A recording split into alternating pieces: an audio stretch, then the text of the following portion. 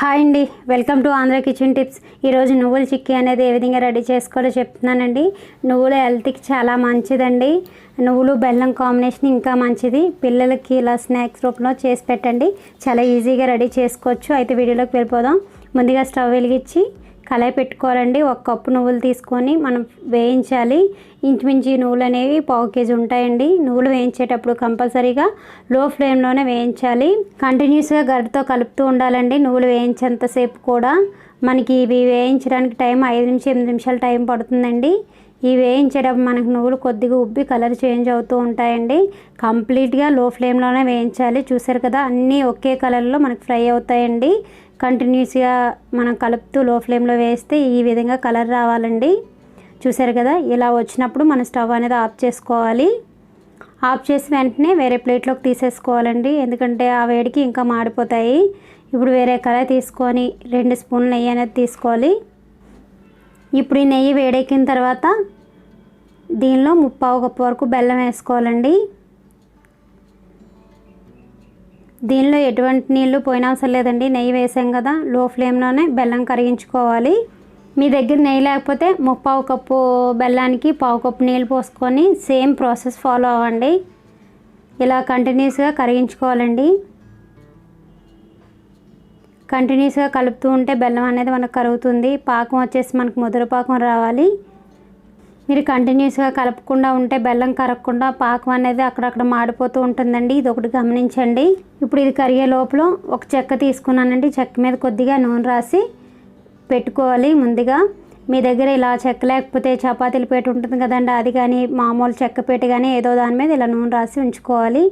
ఈ లోపు మధ్య మధ్యలో కలుపుతూ ఉండాలి. మనకి కలర్ అనేది చేంజ్ అవుతుందండి. ఇలా వచ్చినప్పుడు పాకం అనేది చెక్ చేసుకోవాలండి.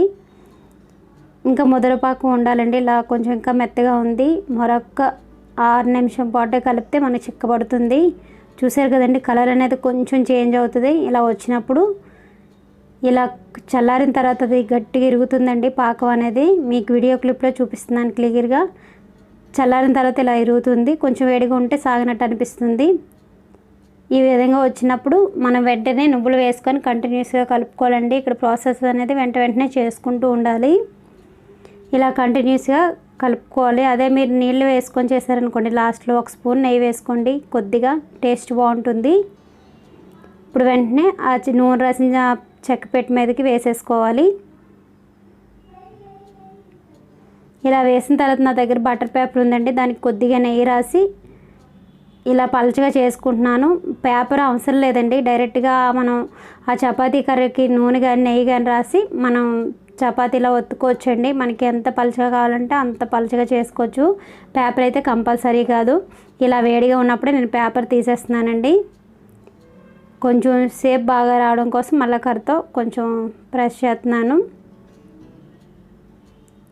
ఇలా వేడిగా ఉన్నప్పుడే మనం నైఫ్తో కట్ చేసేసుకోవాలండి. చల్లారిన తర్వాత కట్ చేయడం అనేది చాలా కష్టంగా ఉంటుంది. ఇంకా వేడిగా ఉంది, వేడిగా ఉన్నప్పుడే కట్ చేస్తున్నాను.